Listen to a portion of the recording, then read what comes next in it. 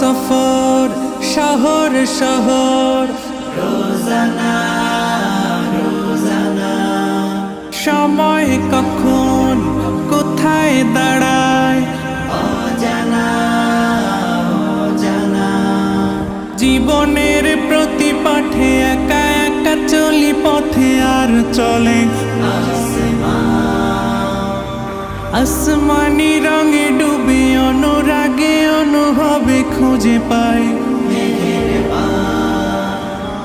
সুবহানাল্লাহ ওয়ালহামদুলিল্লাহ ওয়ালা ইলাহা ইল্লাল্লাহ আল্লাহু আকবার সুবহানাল্লাহ ওয়ালহামদুলিল্লাহ ওয়ালা ইলাহা ইল্লাল্লাহ আল্লাহু আকবার সবুজের হৃদয়ে কভু করেছি সজীব কভু কিছু হারিয়ে চিনেছি জীবন হাজার চোখে চোখ রেখে দেখেছি জীবনে সাদা কালো কত আয়োজন জনম জনম কদম কদম এই চলা থামবে না মুঠোয় ভরে কুড়াই কিছু হয়তো বা কিছু না জীবনের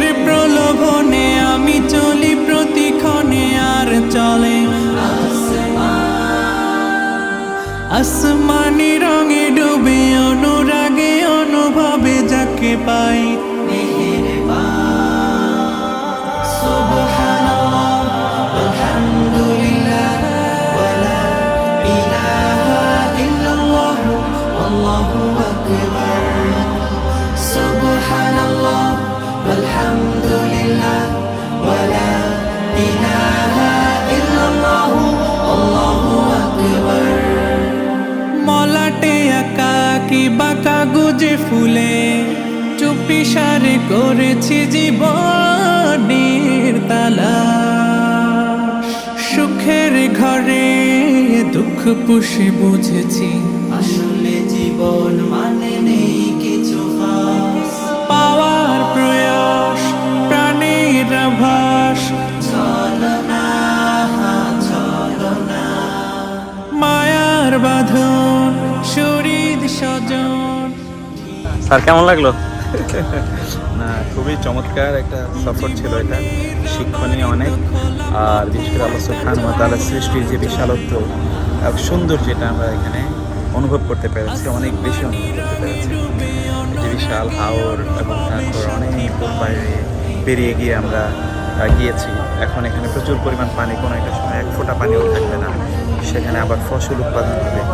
এই যে আল্লাহ সুবহানাহু ওয়া তাআলার সৃষ্টির যে মিরাকল, এটা কিন্তু এই সকল জায়গাগুলোতে আসলেই বোঝা যাবে। যে আল্লাহ সুবহানাহু ওয়া তাআলা বলেছেন ফাসিরু ফিল আরদি ফানজুরু, তোমরা জমিনে ভ্রমণ করো, দেখো, তাহলে তোমরা আল্লাহর সৃষ্টির বিশালতা বুঝতে পারবে। Thank you. আলহামদুলিল্লাহ ওয়ালা ইলাহা ইল্লাল্লাহ আল্লাহু